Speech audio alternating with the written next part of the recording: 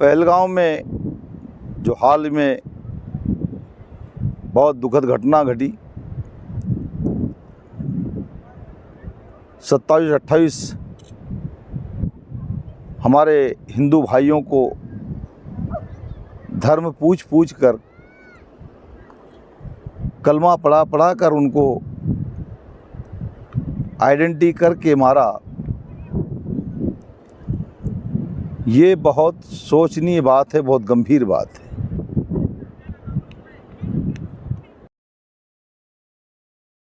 हम जातियों में बटे हुए हैं, कभी ब्राह्मण, कभी क्षत्रिय, कभी वैश्य, कभी शूद्र, कभी गुर्जर, कभी राजपूत। हम इस प्रकार की प्रतिदिन भावनाओं में बहते रहते हैं और इसी का फ़ायदा दुराचारी लोग उठाते हैं। पहले भी इस प्रकार का होता रहा है, अनेकों बार ये घटना घट चुकी है, कश्मीर में कई बार हो चुका है, लेकिन हम समझने को तैयार नहीं हैं। मित्रों, ये बहुत दुख की घड़ी है और हमें समझने की और समझकर संभलने की भी घड़ी है। आप सभी से निवेदन है, ईमानदारी से राजनीति होती रहेगी। अगर हम रहेंगे, हमारी संस्कृति बची रहेगी, तो हम राजनीति करेंगे। जब राजनीति करने के लिए नहीं रह जाएंगे तो किसके लिए राजनीति करोगे? इसलिए इस दुखद घटना पर जिन्होंने अपने प्राण दिए हैं, उनको हम सच्ची श्रद्धांजलि दें। हम हिंदुत्व को, जो कि शांति का एक सनातन धर्म है, पूरी दुनिया में, पूरे विश्व की कल्याण की भावना जिस धर्म में हो, वो कभी हिंसा कर नहीं सकता। ऐसे अहिंसक और दुनिया का कल्याण करने वाला, प्रत्येक जीव पर दया करने वाला, प्रकृति को सजाने और संवारने वाला ये सनातन धर्म इतना लचीला भी नहीं होना चाहिए कि कोई भी आकर आपको मार के चला जाए और आप उसका प्रतिकार न कर सकें।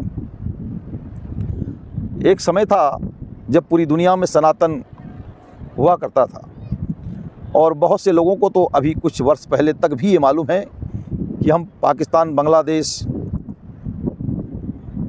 और अफ़गानिस्तान तक हमारी संस्कृति फैली हुई थी। सने सने धीरे धीरे हम इसी प्रकार की घटनाओं के शिकार होते गए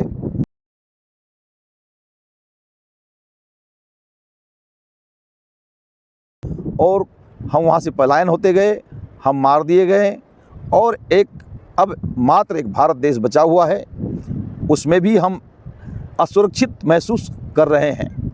ये घटनाएं घट रही है। अभी कश्मीर में इस प्रकार की घटना घटी है, बंगाल में भी यह होगा, केरल में भी होगा, आसाम में भी होगा। ये आपको कई जगह पर देखने को मिलेंगे। बीच बीच में आपके किसी भी बात को लेकर सरतन से जुदा कर दिया जाता है। ये केवल मात्र धमकी नहीं होती है,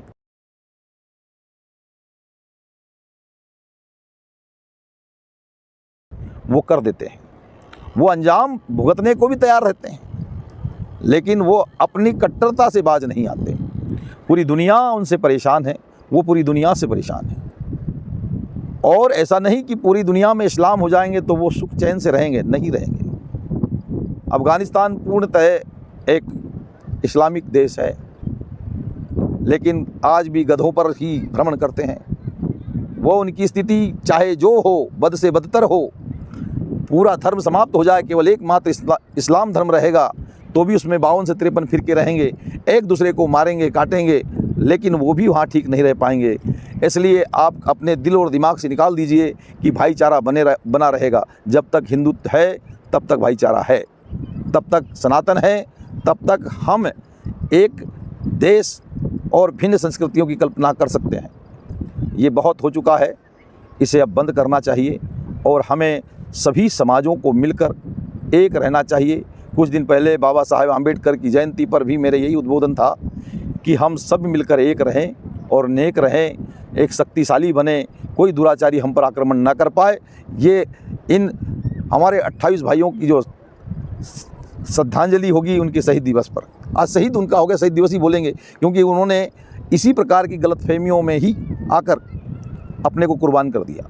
तो उनके प्रति हमारी सच्ची श्रद्धांजलि यही है कि हम सब मिलकर एक रहें, एकजुट रहें, हम इस प्रकार के दुराचारियों को समाप्त कर दें, हम पर इस प्रकार की कभी कोई गलत दृष्टि न डालें, ऐसी हम व्यवस्था करें। और सरकार से भी निवेदन है कि सख्त और कठोर कार्रवाई बहुत ज़रूरी है।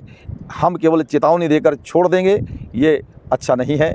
उनको ऐसा संदेश जाना चाहिए कि हम बहुत कुछ कर सकते हैं। इजराइल बिल्कुल नहीं छोड़ रहा है, छोटा सा देश है, लेकिन वो अपनी आन बान शान पर जीता है। हमें भी इसी प्रकार का नेचर अपनाना पड़ेगा, इसी प्रकार की व्यवस्था हमें करना पड़ेगी, और हमें मानवता को संभाल के रखने के लिए, मानवता को जिंदा रखने के लिए इस प्रकार के अमानवीय लोगों का सहार करना पड़ेगा। धन्यवाद।